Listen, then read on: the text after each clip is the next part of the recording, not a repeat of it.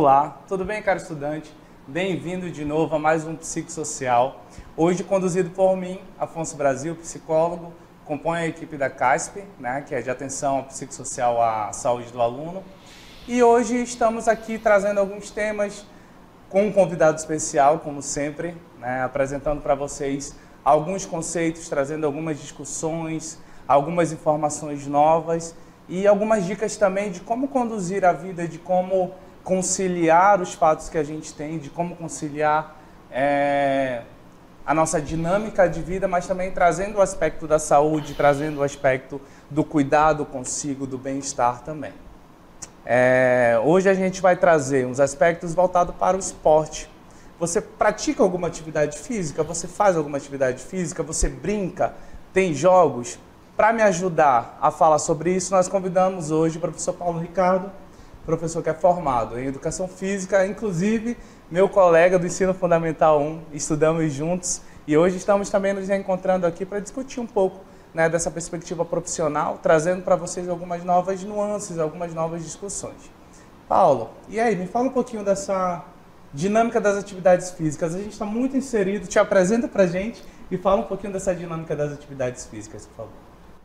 Primeiramente, é uma alegria muito grande estar aqui com vocês, poder contribuir com o programa, poder reencontrar essa pessoa maravilhosa que é o hoje doutor Afonso, colega de escola. E assim, Afonso, eu me chamo Paulo Ricardo, sou professor de Educação Física aqui do Centro de Mídias, formado em Educação Física, pós-graduado em Letramento Digital. E além da vivência da faculdade, poder falar da vivência pessoal é algo muito bom. E assim, quando a gente para e analisa a brincadeira, você fez levantou a seguinte questão, a brincadeira é também uma prática esportiva. A gente precisa separar um pouquinho os conceitos, não que não seja importante a brincadeira. Ela é fundamental no processo de formação, desde a criancinha até o adulto, até as práticas lá dos idosos nos centros sociais. É importante a brincadeira, mas a gente precisa só separar um pouquinho os conceitos, porque o esporte ele já é algo mais direcionado, algo mais sistematizado, algo com um fim já determinado. A brincadeira, não que ela não tenha essa sistematização, não que ela não tenha essas regras, mas ela é algo que vai ser um pouco mais adaptável, um pouco mais maleável. A gente vai poder trocar ali, readaptar, reeditar as regras no momento da brincadeira, no momento da prática. Já o esporte, imagine que se nós estivermos num campo de futebol em uma partida oficial, nós não podemos olhar para o juiz e dizer, não, a gente vai jogar agora sem o goleiro, porque é algo que já está predeterminado, já está definido. Os goleiros vão ficar no gol, os outros jogadores vão disputar ali no meio do campo, enfim. Já na brincadeira, nós temos mais liberdade, mais flexibilidade. Eu tenho como editar as regras ali, adaptando ao quantitativo de jogadores, adaptando aos padrões das equipes que vão participar. Então é algo mais maleável, eu não posso classificar todas as brincadeiras ali como esportes. É um conceito diferente. E nesse aspecto da qualidade de vida, nesse trazer movimento, nesse aspecto de repente nos trazer essa dinâmica de fazer algo, de repente manifestar algo através das atividades físicas. Como é que tu considera? Não sei se você lembra, professor, das nossas brincadeiras de infância, das brincadeiras de rua, Gemerson, de garrafão, enfim, entre outras brincadeiras que a gente acaba, a partir do viés de socializar, mas também de brincar na rua, se isso tem sua relevância no aspecto da qualidade da saúde física, como é que tu consideras, como é que tu avalias isso, das brincadeiras lúdicas mesmo que a gente manifesta na infância? A parte mais importante dessas brincadeiras a gente percebe no movimento, no movimentar-se, no participar. Uma vez que hoje já não é algo tão forte, não é algo tão que a gente perceba tanto, mas as crianças hoje elas têm a preferência por um jogo eletrônico, por um jogo com de repente um aplicativo ali do celular e às vezes priorizam mais essa prática do que o brincar, o correr, o saltar. E o brincar, o correr, o saltar, presente nas brincadeiras ali, ele te proporciona gasto calórico, gasto de energia, te dá aspectos físicos, fisiológicos que um jogo mais estático talvez não trabalhe. Então a maior importância, a máxima para o aspecto físico, fisiológico, está no fazer, né? Nessa prática. Ele não vai fazer pensando, dirigindo, eu vou brincar de Jameson, de tacobol, de barra-bandeira porque eu vou emagrecer, porque eu vou ser fitness. Não, eu vou brincar. Mas o brincar dele, querendo ou não, ele vai ganhar ali um pontinho desse gasto calórico, desse gasto energético, desse movimentar, dessa característica que vai trazer para ele benefícios presentes no movimento. Além desses, né, eu falei que o esporte ele vai ter as regras fixas, pré-determinadas. A brincadeira ela não vai ter. Mas eu também vou precisar exercitar os valores que vão estar presentes lá no campo, por exemplo, né? Eu não vou, em uma brincadeira de Jameson, pegar o meu taco e pá no meu colega. Acho que em modalidade nenhuma isso é permitido. Sim.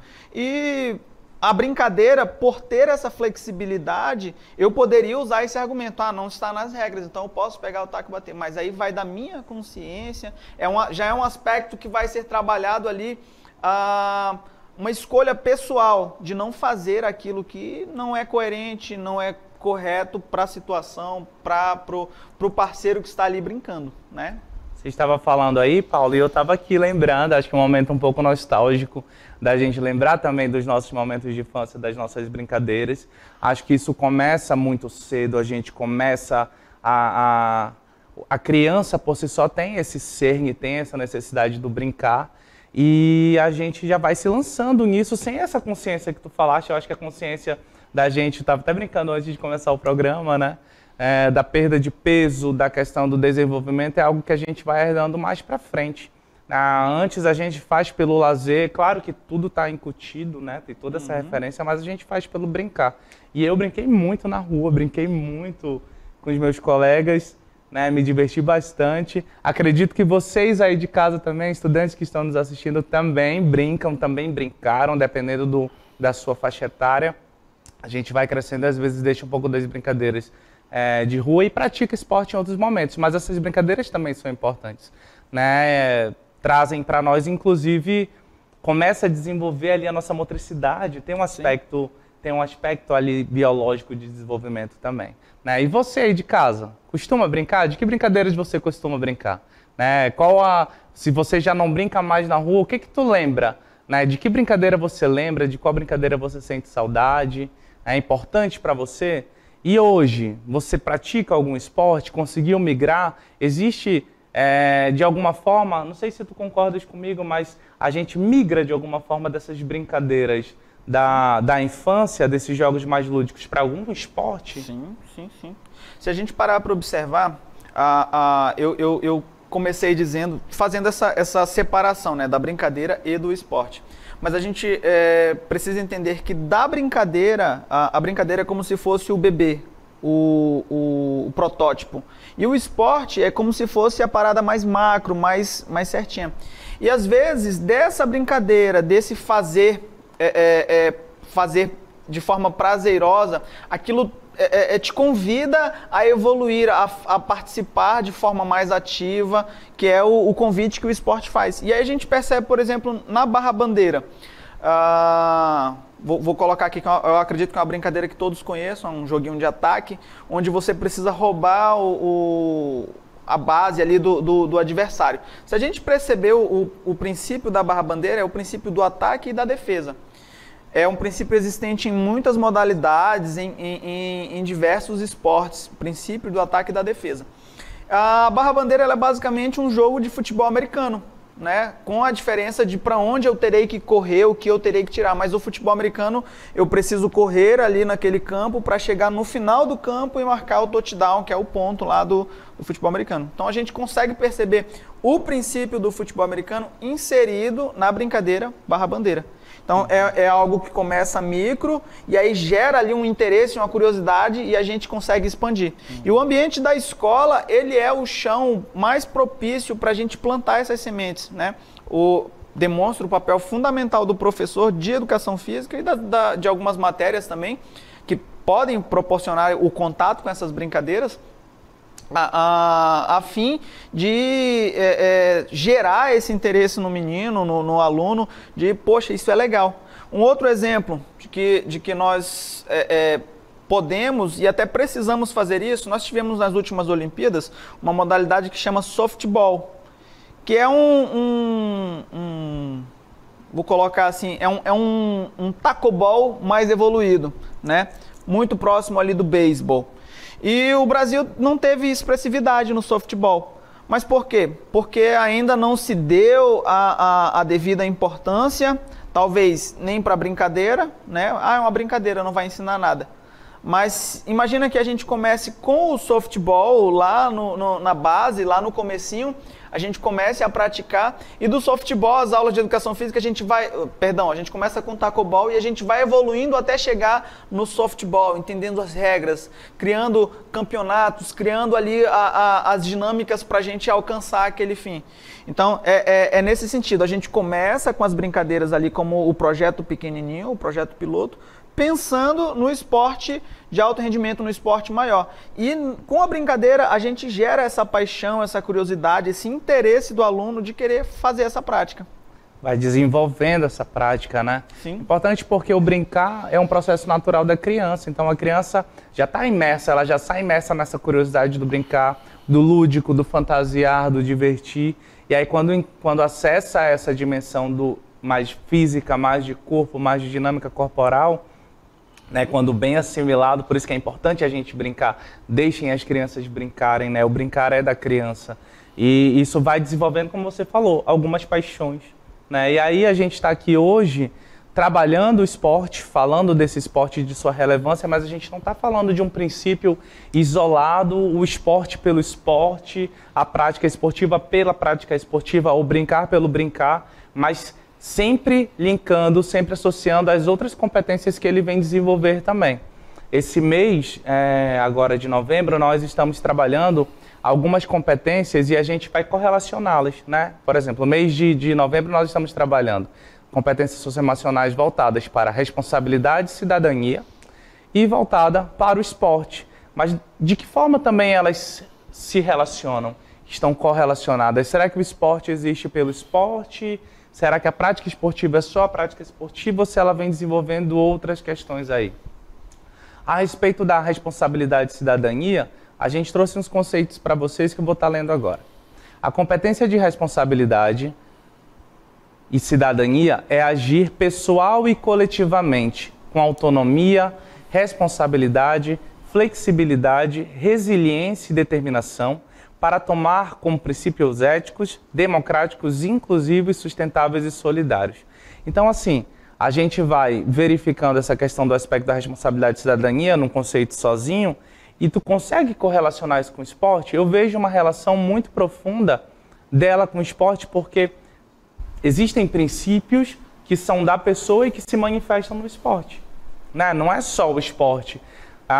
Essa ideia de se eu sou um atleta, né? Nos é necessário ter um desenvolvimento humano também. Eu posso ser um excelente atleta e eu vou manifestar meu dom em quadra, em campo, arena, seja onde eu estiver praticando essa modalidade. Entretanto, eu também sou considerado pelo meu espírito de cidadania, né? Por essa responsabilidade coletiva também. Trabalho em equipe, um trabalho em grupo. Eu já joguei vôlei, disputei alguns campeonatos e a gente tinha muito essa correlação, essa responsabilidade, essa ideia de que eu estou num time, eu não estou jogando sozinho, né? No futebol tinha até aquelas brincadeiras do o delegado, não passa a bola. Uhum. Isso tudo vai estar correlacionado. Como é que tu vê essa relação do esporte com esses aspectos da cidadania, com o aspecto da responsabilidade, do trabalho coletivo, dos princípios éticos? Tu vê isso se potencializando a partir do esporte? Sim, Afonso. Primeiro, para a gente tentar esmiuçar um pouco mais a ideia, que são muitas informações, é muita coisa que se a gente não conseguir sintetizar as informações, a gente vai acabar se perdendo. Mas assim, para que a gente possa... são conceitos que estão interligados, né? A gente olha primeiro ali para a responsabilidade e para a cidadania. Se a gente parar para observar, a responsabilidade é eu me entender como responsável pelos meus atos, pelas minhas atitudes, entender que elas possuem consequências, eu tenho direitos, eu tenho deveres, eu percebo a responsabilidade nesse sentido. A cidadania é eu entender, é uma palavra que vem do... Eu não me recordo muito bem da origem, mas... ela trata sobre fazer parte daquele meio, né? Não só no meio urbano, mas fazer parte da sociedade de modo geral. Então, quando eu olho para a responsabilidade e para a cidadania, uma ideia reforça a outra, porque eu tenho direitos, eu tenho deveres, eu estou inserido naquele contexto e eu preciso cumprir esses direitos e esses deveres. E aí, quando eu olho para o esporte associado com esse outro conceito, eu vejo uma possibilidade de exercitar esses direitos, esses deveres, de reforçar essa ideia de estar inserido, né? Uma vez que na prática esportiva eu preciso cumprir as regras, por mais simples, por menores que elas sejam, eu preciso cumprir essas regras, senão eu vou sofrer ali as sanções, as punições da atividade, né? Então, de igual modo, dentro da sociedade, eu preciso cumprir as regras. Uma vez que eu me proponho a fazer parte daquele meio, eu preciso cumprir essas regras. O esporte ele vem no sentido de reforçar essa ideia, de me mostrar, de exercitar, na verdade, esse aspecto, né? Uma vez que eu me proponho a fazer, vou usar aqui o vôlei que você citou, uma vez que eu me proponho a praticar o vôlei, eu preciso entender que eu vou precisar respeitar as regrinhas dos toques, eu vou precisar respeitar os limites da quadra. E se eu olhar esses aspectos simples, pequenos e conseguir respeitá-los, certamente eu vou conseguir também respeitar as regras, as dimensões maiores que a sociedade me impõe. Então é importante, o ambiente que vai me ajudar a exercitar essa característica. E é importante a gente falar disso para que, novamente, eu trouxe aí essa ideia do esporte pelo esporte. Por quê? Porque é uma coisa que eu já vi ser reduzido, o esporte pelo esporte. Às vezes, de repente, não é do interesse dos pais, dos responsáveis, que, não, meu filho precisa estudar isso, precisa estudar... Claro que precisa estudar matemática, português, todo o conteúdo técnico que é do currículo é necessário ser passado.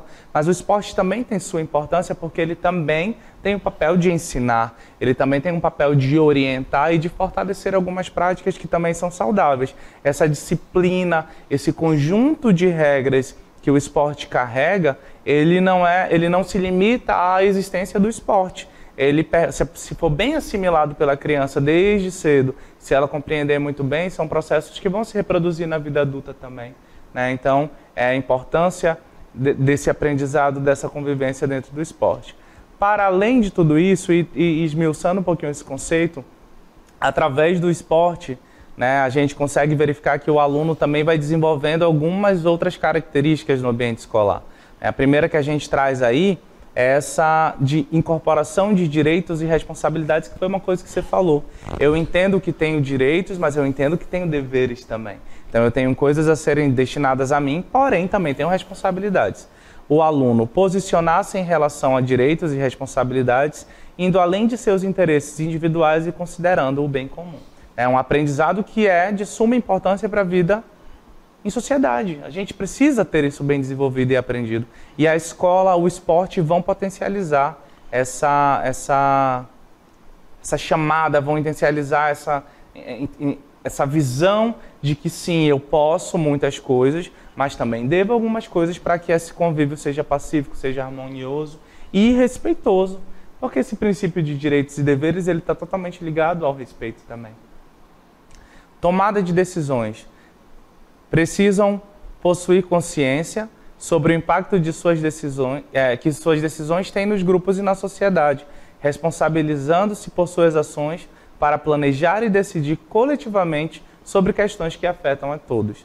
A ideia de nós sairmos um pouco do egocentrismo, de nós nos desligarmos um pouco do que a gente chama do eu mesmismo, né?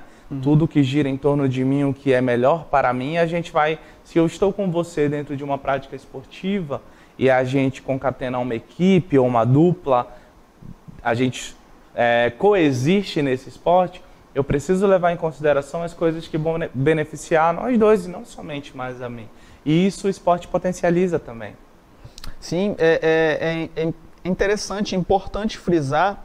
Falou-se muito durante essa pandemia, um conceito que foi muito explorado e precisou ser aprendido por nós, que é o conceito de empatia.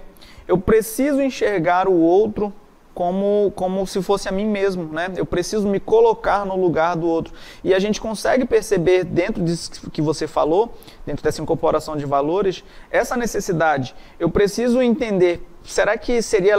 eu gostaria de receber ali um golpe mais agressivo, tal qual eu estou aplicando no momento do jogo? Então é uma questão de análise, de procurar tomar a decisão correta, né? Tendo ciência de que não tomar a decisão correta me será aplicada as punições, né? Mas não só isso, não só porque serei punido, mas porque eu gostaria que fizesse isso comigo. É uma análise que a gente precisa fazer. Isso promove na gente um crescimento humano. Imagina que se todos os alunos, se um aluno aprender, a gente já fica super feliz. Mas imagina todos tomando posse, se apropriando dessa premissa, né? Poxa, eu vou agir de forma correta porque é o melhor para o grupo, é o melhor para todos, é o melhor para mim, né? Ainda que possa parecer individualista, mas é um bem que vai vir de modo pessoal, mas que vai atingir todo o coletivo. A gente vai ter ali nesse processo de formação, a gente vai poder perceber um grupo sendo moldado, um grupo sendo mudado e mudado de forma positiva, de forma legal. Né? Traz esse cuidado também, né?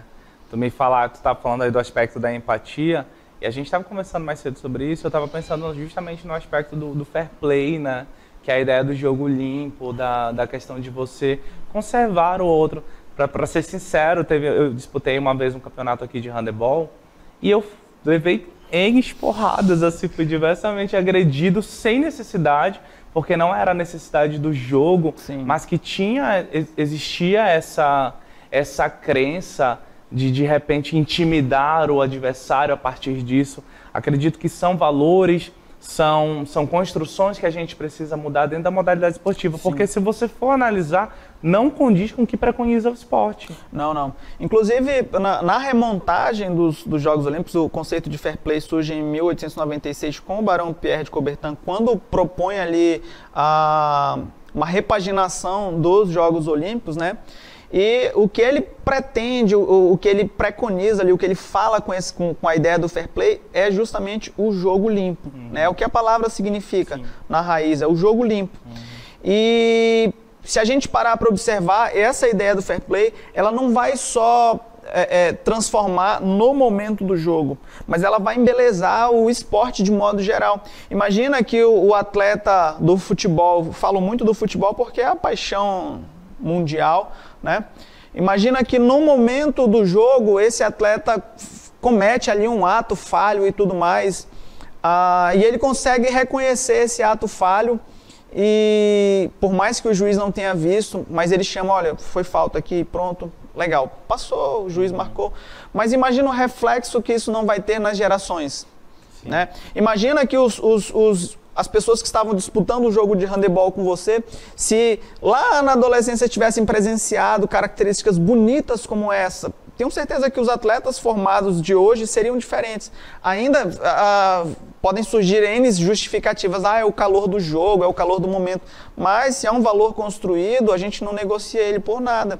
Né? Então é algo que a gente precisa observar, precisa trazer para a base mesmo essa ideia do jogo limpo, onde o vencer não é tudo. Sim. Participar é importante.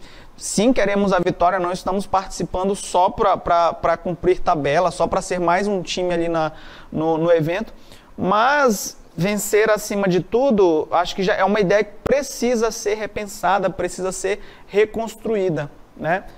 E é um aprendizado, que é uma das coisas que a gente trouxe também, que o esporte proporciona, que é essa ponderação sobre as consequências, né? Necessita refletir sobre situações concretas em que gatilhos emocionais, frustrações e ações das pessoas impactam nos demais e no contexto, buscando formas de aprimoramento. Então, você falou, não é só sobre ganhar e perder, mas de alguma forma coexiste o aprendizado de saber lidar diante das frustrações.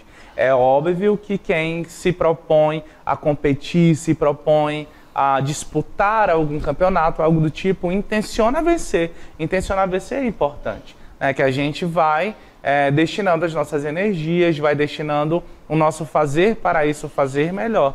Mas quem nunca presenciou uma situação onde o perdedor, o time perdedor, manifestou depois comportamentos um pouco além do que deveria manifestar? Acho que esse aprendizado sobre a frustração, ele perpassa, é claro que ele vem da vida, perpassa o esporte e volta para a vida, porque se a gente não aprende a perder, a gente vai ter sérios problemas de convivência, sérios problemas de relações. Então, é uma das coisas que o esporte também nos ensina, né? Que precisa nos ensinar também. Sim. Eu gosto muito de uma série de filmes, né? E uma das citações dessa série é uma série que fala sobre o espaço e tudo mais. E aí tem um personagem muito engraçado que fala as coisinhas assim meio desconexas. Não sei se posso citar aqui, né? Divulga a série pra... Não é série, é um filme. E assim, é algo que a gente acompanha em casa desde muito novo. É uma série muito bacana. E ele traz um ensinamento que ele fala assim, que de tudo que a gente aprende, a frustração, ela é a melhor professora. A falha, o erro, o perder, ele é um professor. E se a gente não aprender a aprender com ele, a gente está fadado a sempre cair no mesmo buraco, a sempre cair na decepção, né? O conceito mostra para a gente que a gente precisa ter esse pensamento, essa reflexão sobre como se portar diante dessa falha, diante desse perder. Então é algo muito importante. E como você disse, ele traz para a gente um ensinamento para a vida, porque se eu não me preparar para as frustrações, para as decepções, porque elas inevitavelmente vão acontecer. Em diversas áreas, né? Sim, sim. Então é preciso que eu aprenda a me reinventar, a me reerguer. Um exemplo muito bom que eu tenho é um levantador olímpico, Oscar... um levantador olímpico venezuelano. É um videozinho que corre na internet que mostra ele pela sequência nas competições. Ele tenta um ano, ele não consegue vencer a batalha. Ele tenta no outro, ele também não consegue. No terceiro ano parece que ele vai e consegue subir ao pódio. No quarto ele melhora ainda, sabe? São eventos assim, Olimpíadas e Olimpíadas. Ele vai passando ali. E numa delas ele quando ele consegue vencer, ele arreia o peso, ele põe a mãozinha na cabeça assim, e ele entende que é uma batalha que a gente precisa vencer aqui, né? As derrotas anteriores prepararam ele para aquele momento, deram a ele a motivação para continuar treinando, para não desistir, para que em algum momento ele vai chegar lá. E fica para uma lição pra gente, né? Pra você, escolar, não desista, persevere, lute. Uma hora vai acontecer, uma hora vai dar certo. A frustração não é um ponto de chegada, né? É um aprendizado para que a gente consiga se fortalecer. Isso em amplos aspectos, né? No esporte, como você bem falou, nos aspectos de vida também. Que lição isso nos ensina? Sim. Aí, outra competência que você desenvolve a partir disso são as análises e incorporações dos valores próprios. Considerar seus valores em situações novas, ponderar sobre o que é certo, o que é errado, o que eu devo fazer, agir de acordo com as suas reflexões, de que forma você vai conseguir concatenar e trazer os seus valores para esse esporte. É uma relação de duas vias, né? Vai e volta, você aprende, mas você também insere aquilo que você traz de casa ou transforma isso. É importante, se eu sou muito cobrado, se eu entendo que perder ou errar é a pior coisa do mundo, isso também não é saudável. Eu aí falo também pelo aspecto, pelo viés emocional, pelo viés psicológico. A frustração é necessária e inevitável.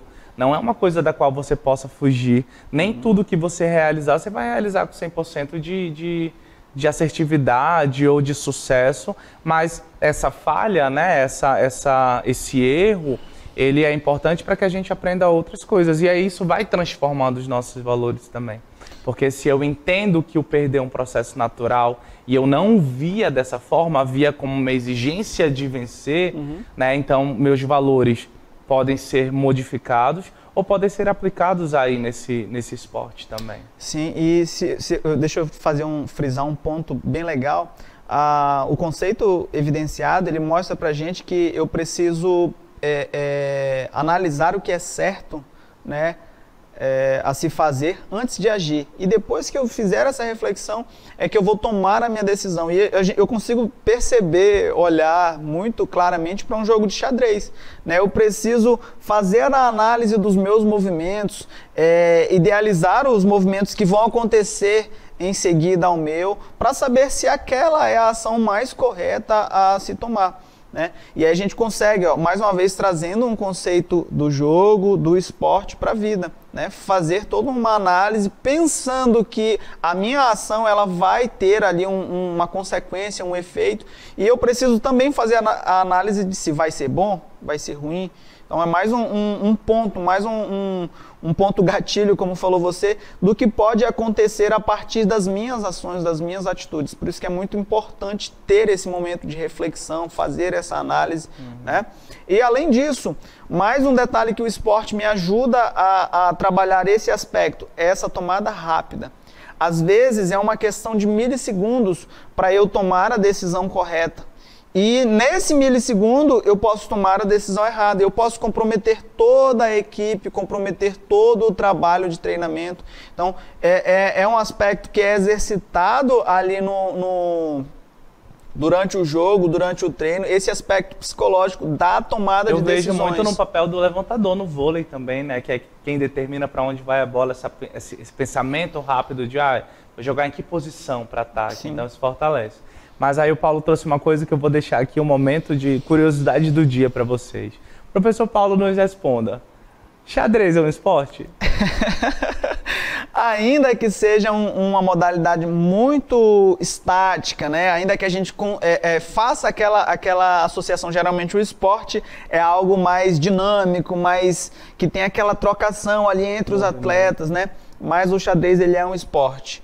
Ele surgiu ali, é bem antigo, surgiu na Índia, um nominho bem estranho, chama Chaturanga, o primeiro nome que ele ganhou. Aí de lá ele foi para a Ásia, foi para a Europa. Quando chegou na Europa, incorporou ali uns elementos, né? É bacana a história dele, que ele surge de uma lenda, né? Um rei foi negociar com um deus indiano, e aí nessa negociação ele viu que ele não ia poder arcar com o que ele tinha prometido. O deus indiano perdoou ali a dívida dele e deu para ele de presente o jogo de xadrez, que a princípio tinha uns elefantes, alguns elementos do exército, que é o que significa o nome. Né? E aí depois ele incorpora alguns elementos mais europeus ali, a torre, o bispo, o rei. Traz a sistemática, né? Traz a sistemática, aproveitar a oportunidade para pedir desculpa para todos os atletas de xadrez, porque eu não sabia que era um esporte. E sempre gostei, jogos de tabuleiro sempre foram muito interessantes para mim também. Ele fala um pouco dessa postura ética, que é uma coisa que se manifesta no esporte, né? Reconhecer e ponderar os valores conflitantes e dilemas éticos antes de se posicionar e tomar decisões, né? Que você estava falando. Acho engraçado a gente trazer essa postura ética, porque é justamente aquilo que eu estava te falando. Existem maneiras de se praticar, existem maneiras, e isso precisa ser trabalhado. E aí, professor, eu vou trazer uma chamada para você enquanto educador, enquanto alguém que conduz, de repente, que forma, que treina, que ensina as pessoas na modalidade esportiva, de repente, essa postura mais enraizada também do profissional, porque, querendo ou não, eu me espelhava no meu técnico quando eu treinava. Eu tinha esse ideal, né, essa idealização de onde eu quero chegar, de como eu quero ser, e minha postura também era orientada a partir da postura dele. Então, existe um peso diante do papel do ser educador também, né? Sim, e não só do educador, mas deixa eu falar, antes de falar do educador, deixa eu falar do atleta, né? Essa postura ética, querendo ou não, o atleta ele é um ícone, ele é um espelho, né? Quem nunca, dos meninos que jogam bola, nunca fez a postura lá do Cristiano Ronaldo, a pose de poder dele, né? Então eles são modelos.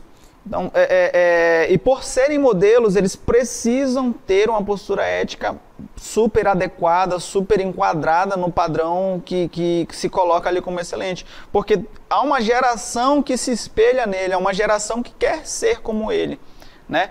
Então, demonstra a importância de adotar a postura ética mais adequada, mais correta possível, porque essa geração vai querer copiar, vai querer ser como aquele atleta.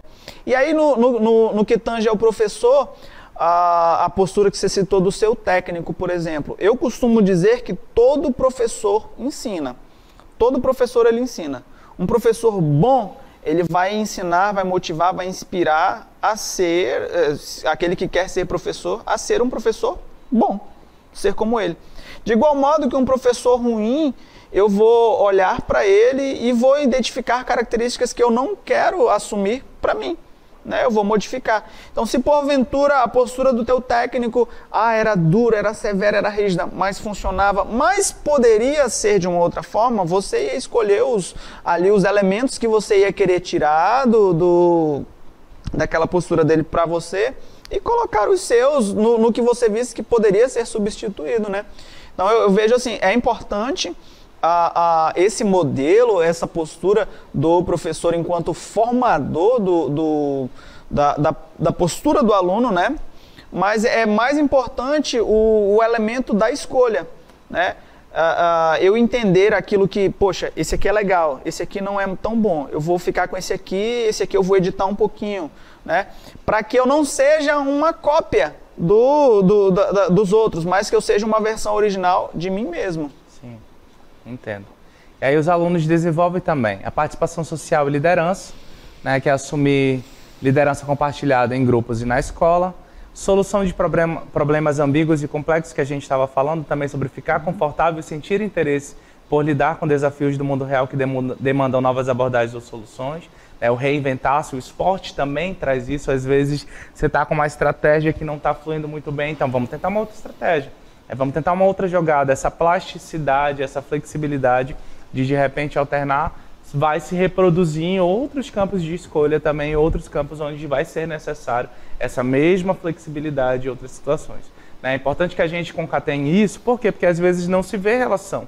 Às vezes a pessoa acha, novamente, trazendo o conceito do esporte pelo esporte, o esporte não é só pelo esporte, ele também desenvolve outros campos, ele tem a sua grande relevância na formação de caráter, na formação da pessoa, no desenvolvimento de competências socioemocionais, que é o que a gente vem falando, que a gente traz aí para dentro da escola como um local onde se possa desenvolver e fortalecer, mas que não é de exclusividade da escola, é de casa, é da igreja, é da comunidade, dos amigos, são coisas que a gente vai transformando e fortalecendo. Então está tudo muito correlacionado. Sim, sim.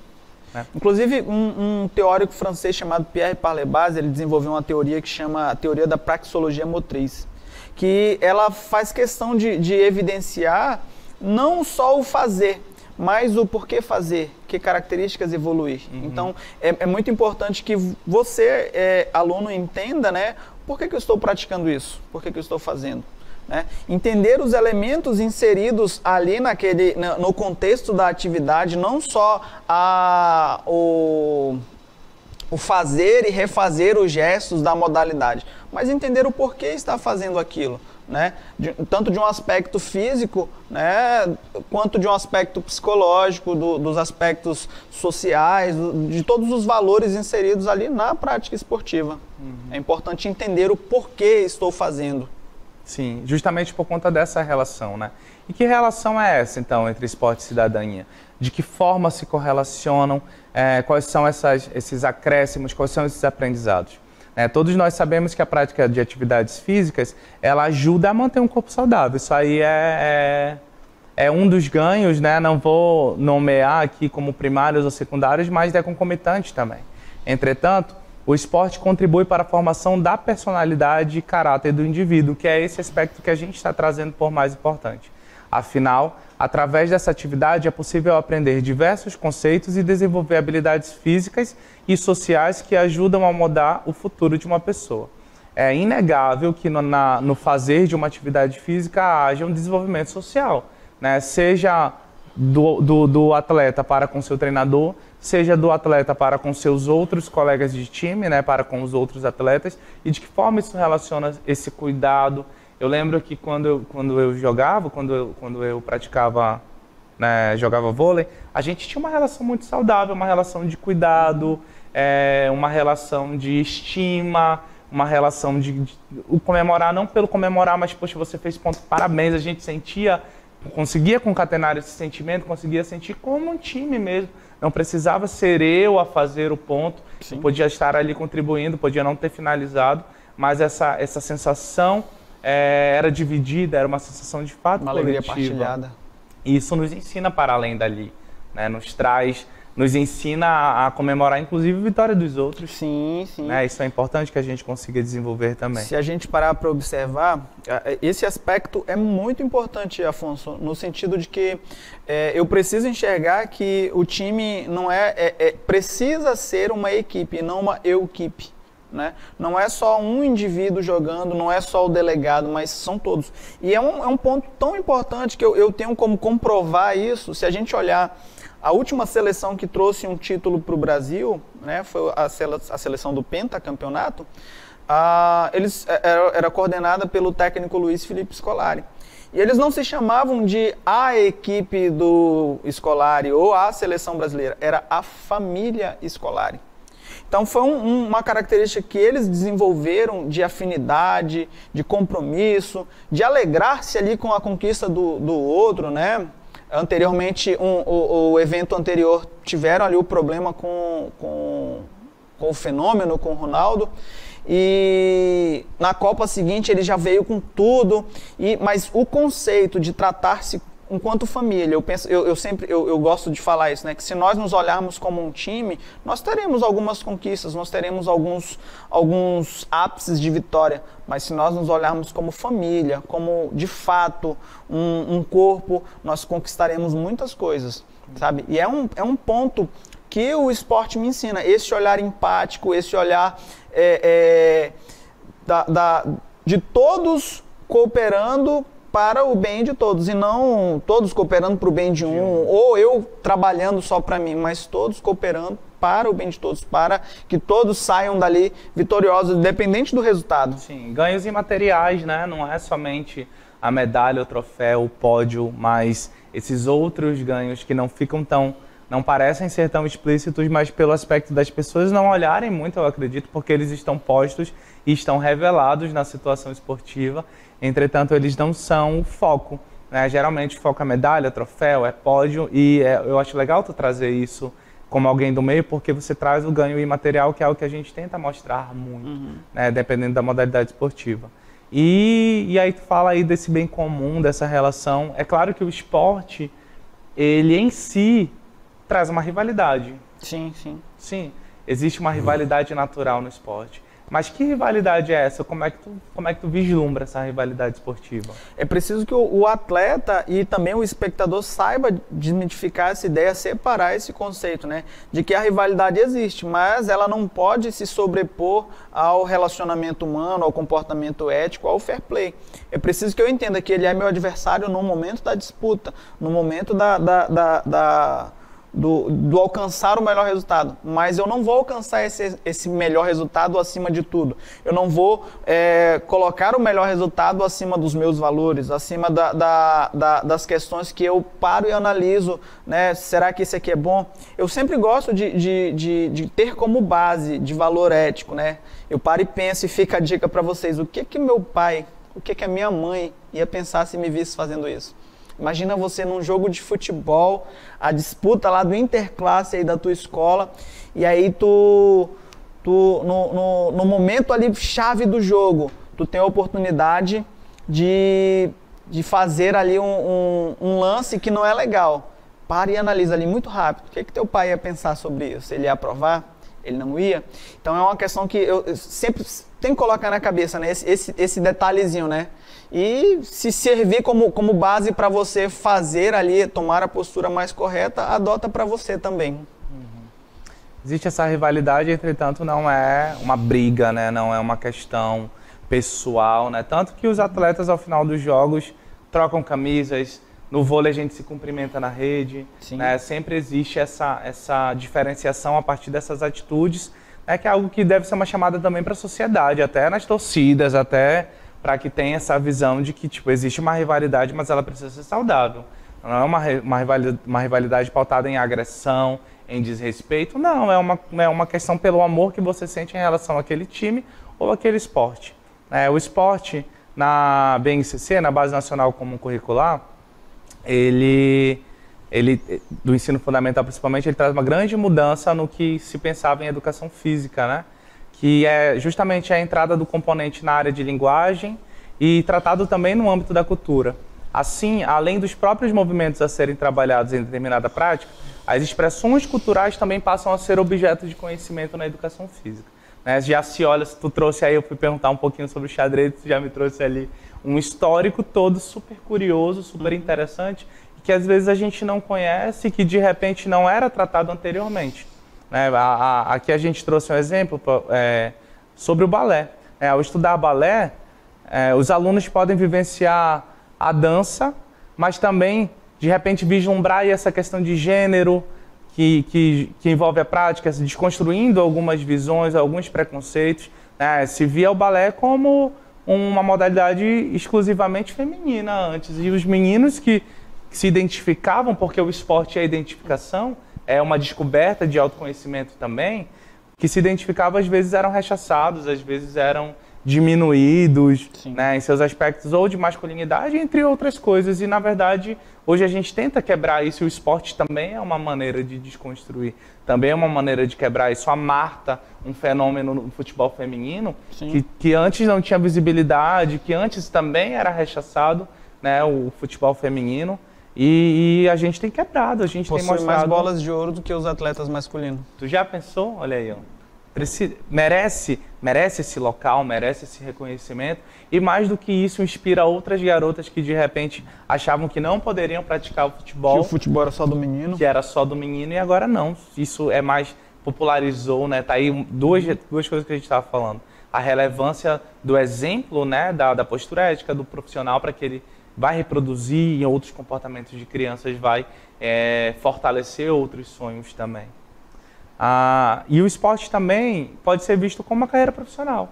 Pode ser amparado ali num projeto de vida, eu posso transformar isso, eu tenho um dom, te falei, uma identificação. Você chega no esporte, você vê que você é bom, aquilo te traz um aspecto de autoconhecimento. Nossa, que legal, me divirto e estou fazendo legal. Isso pode ser transformado em carreira, enquanto projeto de vida. Eu posso almejar e, de repente, traçar caminhos para ser um atleta profissional. Falando de um ponto de vista profissional, eu sempre dou essa dica para os meus alunos, né? É sempre importante, infelizmente no Brasil, a cultura do jogador de futebol é aquele cara que fugia da escola para ir jogar bola, ou abandonava os estudos para ir jogar bola, e deu certo. Mas quantos desses não deram certo? Tá? Não quero destruir o sonho de ninguém. É muito importante que você consiga traçar um projeto de vida, e se o seu sonho é ser esportista, ser jogador, o que quer que seja, mas estruturar esse projeto.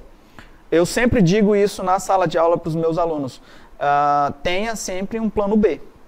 Né? Professor, eu quero ser jogador de futebol. Ok, show de bola. Vamos começar a construir esse projeto de vida.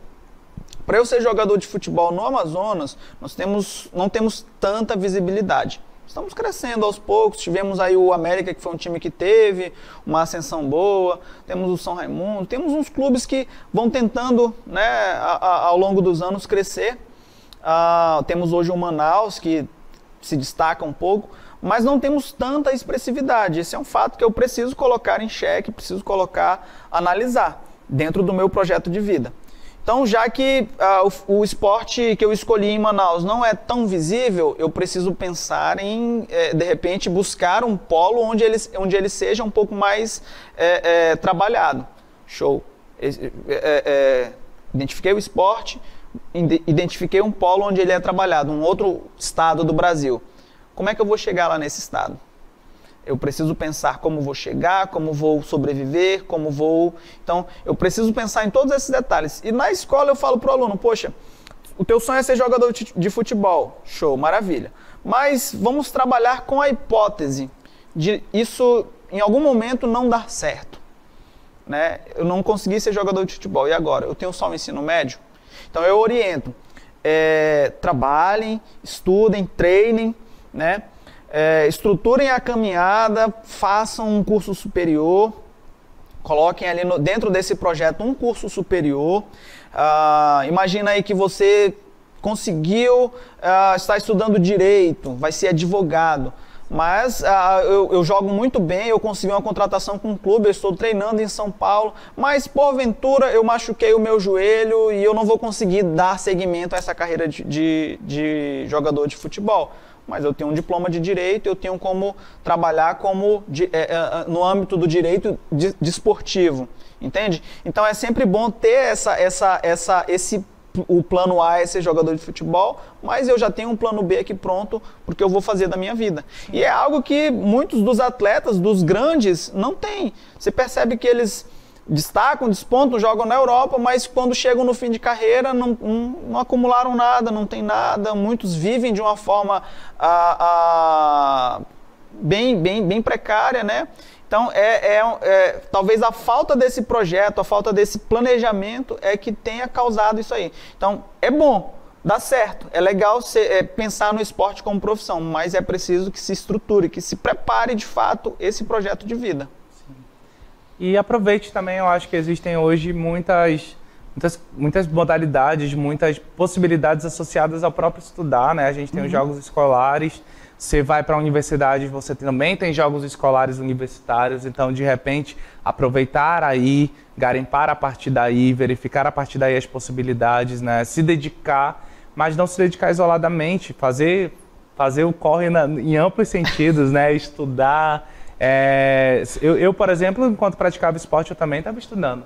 Também estava verificando isso. E a gente vai se identificando aí no processo. E o esporte, ele abre também uma porta que é para você, de repente, ganhar uma bolsa numa universidade, num colégio particular. Se você é muito bom em uma modalidade, corre lá, participa da seletiva. Você tem a opção, por exemplo, de ganhar uma vaga no ensino médio, numa escola, e de lá já passar para a faculdade representando aquele local, aquela instituição. Levando o nome, né? Levando o nome com o esporte. E sendo treinado também, né? Você vai fortalecendo isso. O esporte tem toda essa relevância social. É uma importância tão grande, não teria como a gente reduzir ele em um único programa. É um processo cultural e histórico, né? E ele vem ganhando essa importância. Inclusive é representado em vários filmes. Tem vários filmes aí famosos, vários filmes interessantes que vocês quiserem buscar, você que está aí em casa acompanhando a gente hoje nesse programa, se você quiser dar uma olhadinha nessas histórias de superação, de pessoas que se encontraram nesse esporte, que de repente mudaram sua realidade, né? O esporte não só pelo esporte, mas o esporte por objetivos também. Quando você vê isso como profissão, claro que você vê no aspecto de prazer, mas você também volta para os aspectos da responsabilidade da cidadania.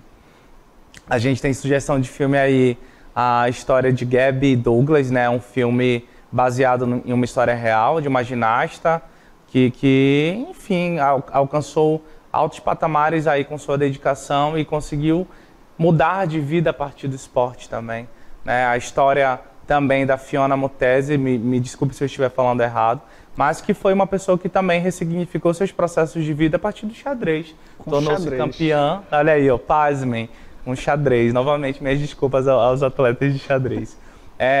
A história do próprio Aldo, que é nossa, que José é local, Aldo, né? Da Alvorada. Ele é da Alvorada, inclusive, é uma pessoa que converteu toda a sua história de vida a partir do esporte. Tem aí o Para Todos também, um filme de 2016, que é um documentário que acompanha alguns atletas brasileiros de Jogos Paralímpicos. E tem esse aspecto da inclusão também, Sim. tem esse aspecto do esporte se adequar às pessoas que de repente apresentam alguma característica peculiar, né? O esporte, as Paralimpíadas é um fenômeno hoje muito importante para a gente também. E é importante frisar que, ainda que a mídia não dê a mesma atenção que dá às Olimpíadas, aos Jogos Olímpicos de Verão, ainda que não seja dada essa mesma atenção para as Paralimpíadas, a gente precisa valorizar. Porque não adianta a gente fazer todo um discurso bonito, falar todos esses aspectos, falar da inclusão e a gente não valorizar. Sim. É necessário que se valorize.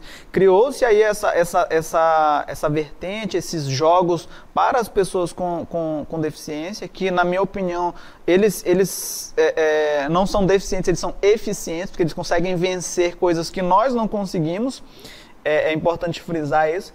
E eles merecem essa atenção, sabe? Do mesmo modo, já que a mídia não dá, nós temos que dar. Quando passar, precisamos dar o mesmo crédito que damos a um jogo da seleção brasileira de futebol masculino, precisamos dar à seleção brasileira de futebol feminino. Sim. O mesmo crédito que damos às Olimpíadas, precisamos dar para as Paralimpíadas. Um processo de visibilidade e mudança que nós precisamos começar manifestar, né? Começa em nós também. E eu acho muito bacana porque amplia, vem no aspecto de ampliar essas possibilidades, né? Quando antes não se pensava, então tinham sonhos engavetados, tinham pessoas que não podiam praticar na mesma modalidade ali, na mesma instância e guardavam seus sonhos. Hoje não, hoje podem ser manifestos. Inclusive, falando dos campeonatos, né? Estava falando um pouco dos jogos escolares, você falou do Interclasse também, lembrei do Interclasse, mas tem o GEAS, tem os jogos universitários também do Amazonas. Vocês conhecem alguém que jogou? Você já jogou? Você que está assistindo, já praticou alguma modalidade desses jogos escolares? Eu joguei, nessa época eu joguei handebol, na época do ensino médio. Inclusive a gente pegou um couro de Coari, se Coari estiver me assistindo, peça desculpa, tô brincando, mas enfim, a gente pegou um couro de Coari. Mas joguei, me lancei também nesse esporte, me diverti, mas também... Marcou a sua história, né? Marquei minha história, fiz meus gols ali, mas também manifestei minha responsabilidade diante daquele esporte. Tu chegaste a jogar? Chegaste a participar de algum jogo? Participei como atleta do atletismo. A minha primeira experiência foi no primeiro ano do ensino médio. Eu me inscrevi para competir em 100 metros rasos e em 400 metros rasos. Parece que a pista ela fica longuíssima, a gente olhando é bonita a pista do atletismo, mas você correndo, a pista ganha dimensões proporcionais ali, gigantes. Parece que a gente vai morrer. Mas foi algo que também, eu não ganhei, eu morri na prova, eu preciso dizer isso, eu morri na prova, eu não ganhei, mas marcou a minha história. Participar daquele evento marcou a minha história. Sim, são esses significados, né? É importante que a gente... Eu lembro dessa pista de atletismo, eu dei uma volta nela uma vez. Gente, a gente está num assunto muito gostoso, um bate-papo muito fluido muito aqui para mim. Foi muito fácil fazer, porque Paulo e eu, nós estudamos juntos no Ensino Fundamental 1, e hoje a gente está aqui se encontrando enquanto profissionais, né, discutindo temáticas, trazendo alguns conceitos para você que está em casa. Quero aproveitar e agradecer, sua aceitação do nosso convite de ter vindo aqui, né, pedir desculpa por alguma coisa que aconteceu, não sei, mas a gente está muito grato de te receber. Antes de você se despedir, eu vou aproveitar para fazer uma chamada para você que está em casa. No dia 26, nós teremos o nosso próximo programa psicossocial, trazendo novamente essas competências, discutindo outros aspectos da cidadania, responsabilidade e do esporte, dessa relação, você que realmente tem uma paixão por esporte ou que deseja caminhar nesse trajeto de ser atleta, assiste, a gente tem dado dicas, tem dado algumas considerações e aprendizado nunca é demais, então a gente está aqui justamente para isso. Meu amigo, o momento é seu. Eu que agradeço o convite de poder contribuir de alguma forma, de poder participar. Espero que tenha sido bem válida a conversa, que possa ter plantado nos alunos, em quem nos assiste, o anseio, o desejo de se porventura praticar algum esporte, eu incentivo, pratique, vá, faça. Eu sou adepto do movimentar, se é necessário, é importante. Praticar exercício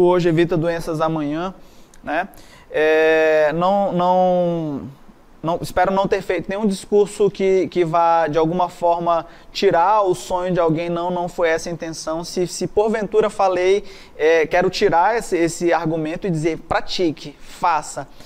Faça o seu projeto de vida, construa e, acima de tudo, construa os seus valores, faça as suas escolhas, baseie-se naquilo que você entende que é bom, naquilo que você compreende, nos valores que a sociedade prega para nós, que papai e mamãe sempre dizem pra gente, ok? Beleza, muito obrigado. Ficamos por aqui, brigadão.